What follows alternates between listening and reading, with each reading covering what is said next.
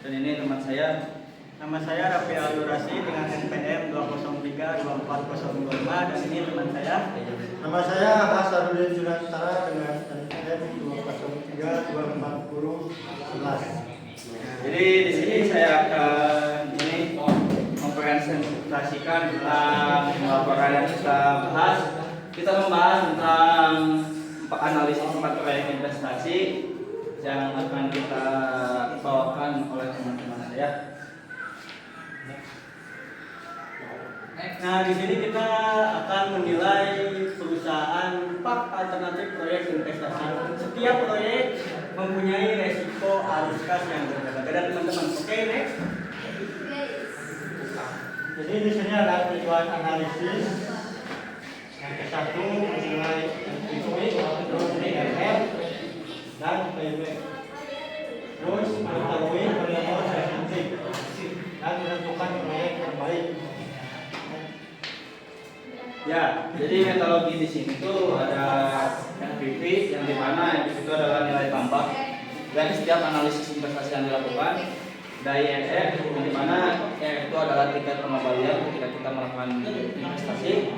Dan ada payback period yang dimana payback itu adalah waktu kembali modal yang kita keluarkan, berapa lagi waktu yang akan kembali uang kita dalam investasi tersebut. Nah, ada juga analisisnya dari sisi likuiditas yang berbeda. Ya, lanjut. Jadi ada macam-macam perusahaan ya. Yaitu perusahaan mereka adalah yang terbaik dan paling stabil si NPVR-nya. Nah, lanjut yang proyek B adalah yang tercepat payback-nya. Itu adalah yang tercepat kembali si modalnya.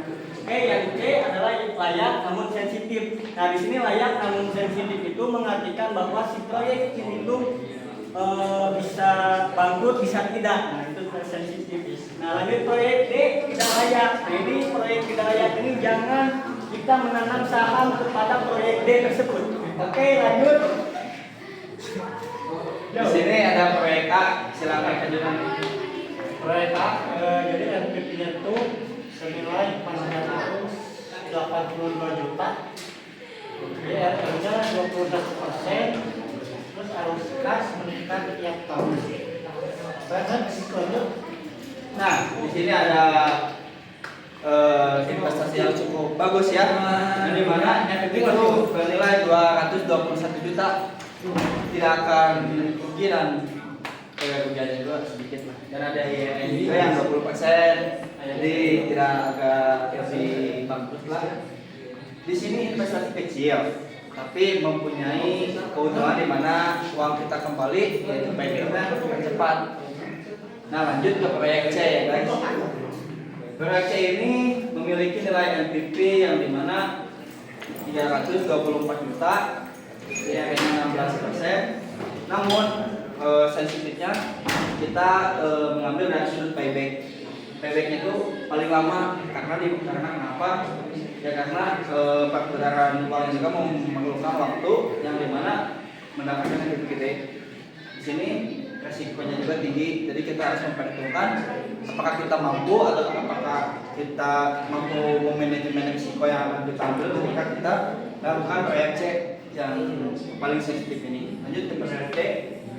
Nah, proyek B yang tadi NPV-nya negatif teman-teman. IRR-nya 5% sampai 12%. Itu cukup lama ya dan juga tidak layak dijalankan. Jadi proyek D ini atau perusahaan ini cukup sensitif dan juga negatif dan tidak layak untuk ditanamkan saham pada perusahaan tersebut. Kenapa tidak layak Pak Rafi? Nah, karena di sini NPV-nya negatif, IRR-nya ini 5% itu cukup lama banget ya teman-teman.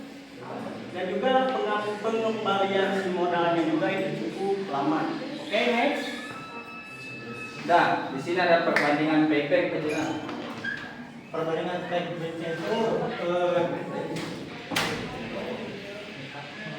yang A itu 3,1 tahun, yang B 2,7 tahun, yang C yang paling tercepat, terus yang C 3,9 tahun, yang D menyesatkan karena negatif, jadi jangan yang D dapat disimpulkan dapat teman-teman lihat juga di mana investasi yang baik itu yang kayak gimana dan di mana yang paling cepat tuh memang membutuhkan tetapi risikonya juga sangat tinggi.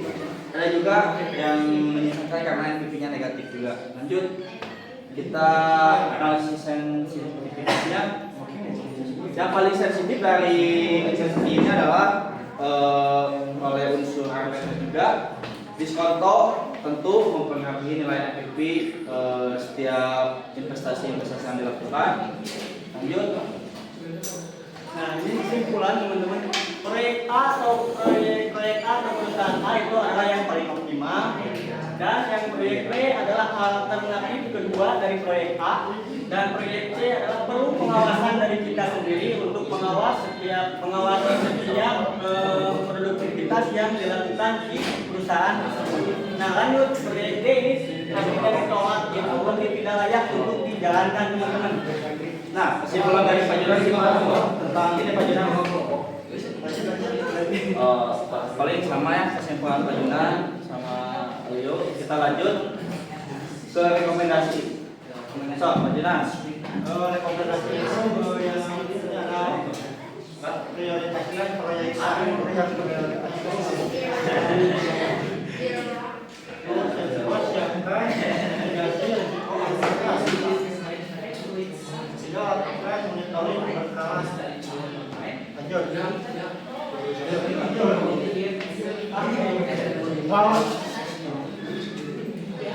Nah, mungkin sekian dari kami ya. Penjelasan dari kami mungkin cukup kurang dipahami karena kami juga masih dalam fase belajar. Mungkin ketika kita punya waktu kita sharing-sharing lagi ya. Nah, betul kami teknik ini. Saya Nabil Ardi, Saya Rafael Rasid, Saya Sahrudin. kami undur diri. Wassalamualaikum warahmatullahi wabarakatuh.